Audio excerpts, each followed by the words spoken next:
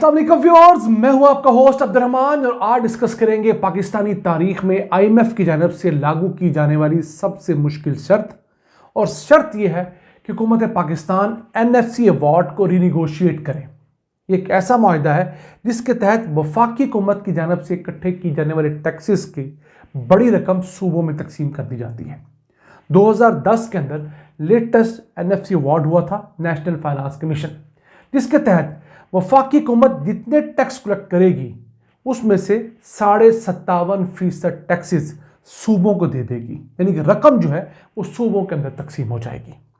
तो फिर बकिया जो वफाकी हुकूमत के पास तकरीबन 42.5% अमाउंट बचती है, वो उतनी नहीं जितनी सिर्फ हम लोग अपने कर्जे और उनका सूद अदा करें। मिसाल देता हूं, पिछले मालियाती साल के अंदर एफबीआर ने जो टोटल टैक्सेस और आमदन जमा की वो थी 7,345 अरब रुपए, और पिछले साल में हुकूमत पाकिस्तान ने कर्जे और सूद कितना अदा किया, 9,819 अरब रुपए। यानी हमारी जितनी आमदन थी उससे 2,500 अरब रुपए हमने जायद सूद अदा किया है और उसकी प्रिंसिपल अमाउंट अदा की है। आप हालात देख लें, अभी हुकूमत ने अपना 1 रुपये का खर्चा नहीं डाला।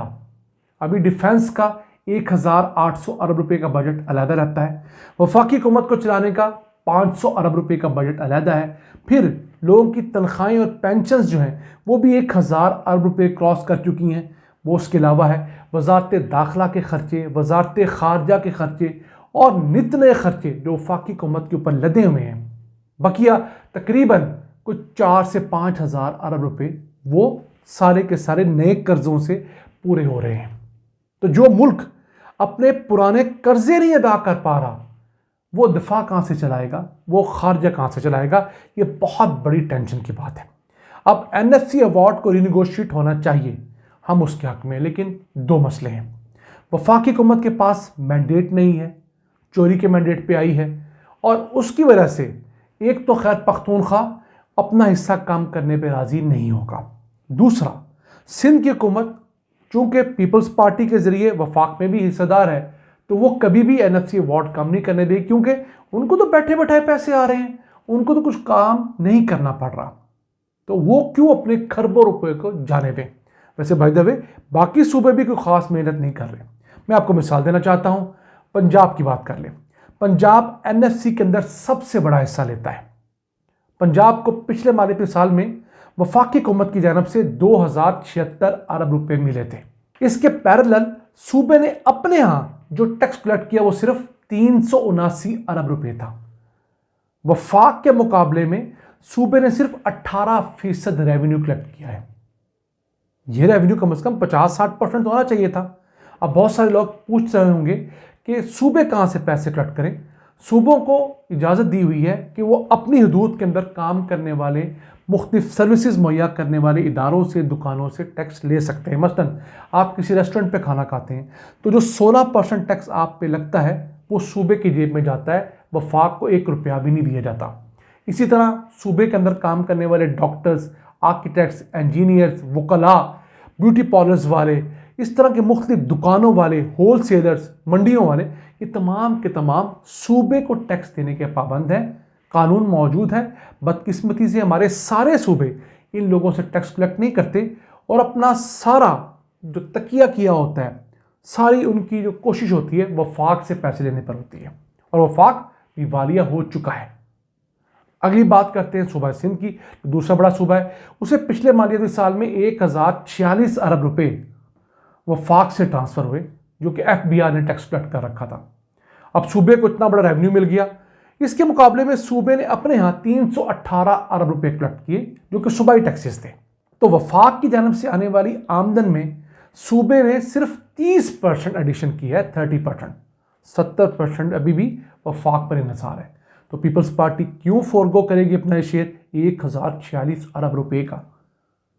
और इन हालात में जब गुज़िश्ता 15 सालों से उनकी हुकूमत है, टैक्स का बड़ा हिस्सा कराची से आता है, लेकिन कराची को 20% वापस नहीं दिया जाता डेवलपमेंट की मद में। फिर बात करते हैं खैबर पख्तूनख्वा की।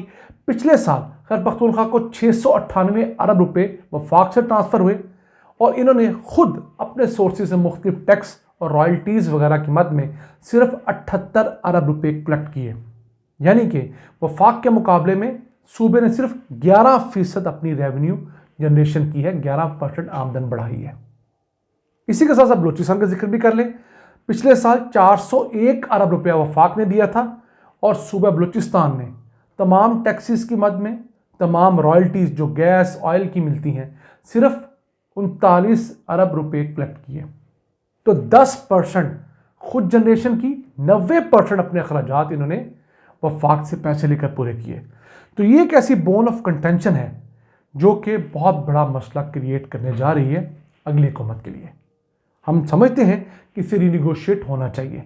NFC अवार्ड जब तक नहीं हुआ था 2010 वाला, उससे पहले वफाक की आमदन का 47.5% जाता था सूबों को और बकिया जो रकम थी 52.5% वो वफाक के पास होती थी। अब रिवर्स हो गया है, अब 57.5% जाता है सूबों में, वफाक के आ गया 42.5%। एक जुल्म ये हुआ कि उस वक्त जब सूबों के अंदर ये तमाम शेरनी बांटी जा रही थी तो किसी ने इस चीज़ को देखा ही नहीं कि रियासत के ऊपर जो कर्जे हैं वो कौन देगा। सूबे आमदन तो लेकर साइड पर हो गए, कर्जों का किसी ने फिक्र नहीं किया। अब वो कर्जे पाइलअप होते होते 83,000 अरब रुपए से ज़ायद हो चुके हैं और वो वफाक के लिए वो बालिजान बन चुके हैं। पिछले साल हुकूमत पाकिस्तान ने 9,819 अरब रुपए कर्जे और सूद की मद में अदा किए। रवा माली साल में ये रकम बढ़कर 11,500 अरब रुपए होने का खदशा है, क्योंकि रवा साल के इब्तदाई 6 माह जुलाई से दिसंबर तक हुकूमत ने 5,702 अरब रुपए अदा कर दिए हैं। और आने वाले दिन के साथ हमारे कर्जे चूंकि बढ़ रहे हैं तो खदशा है कि ये रकम 11,500 अरब रुपए हो जाएगी। और रवा साल हम लोग टैक्स रेवेन्यू कितना कलेक्ट करेंगे? 5,415 अरब रुपए।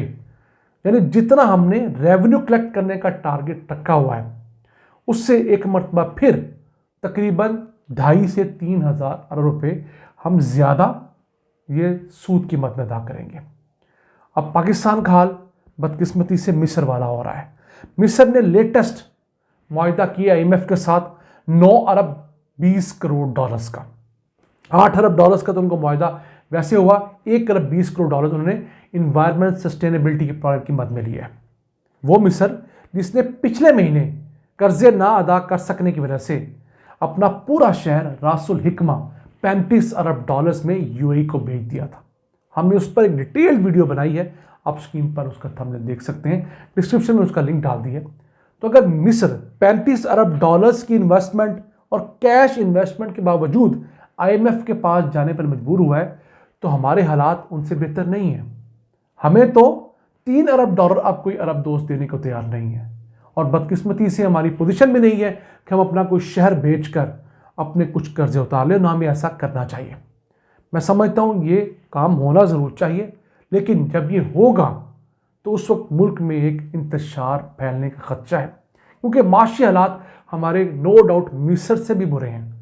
मिस्र का पाउंड अमरीकी डॉलर के मुकाबले में 50 का हो गया है, यानी कि 1 अमरीकी डॉलर तकरीबन 50 मिस्र पाउंड देता है, जबकि हमारे हालात क्या हैं?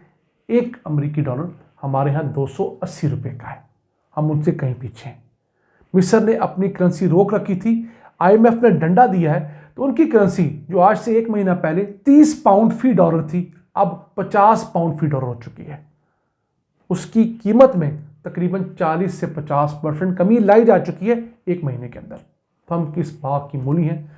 हालात बहुत मुश्किल है हुकूमत के लिए, और उस हुकूमत के लिए स्पेशली जो अपने वोट लेकर नहीं, फॉर्म 47 के ज़रिए वोट दिलाकर लाई गई है।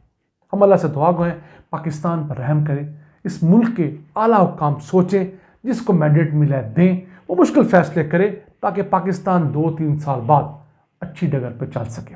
इन अल्फाज के साथ अपने मेज़बान अब्दुल रहमान को इजाज़त दीजिए। अल्लाह ने के बाद।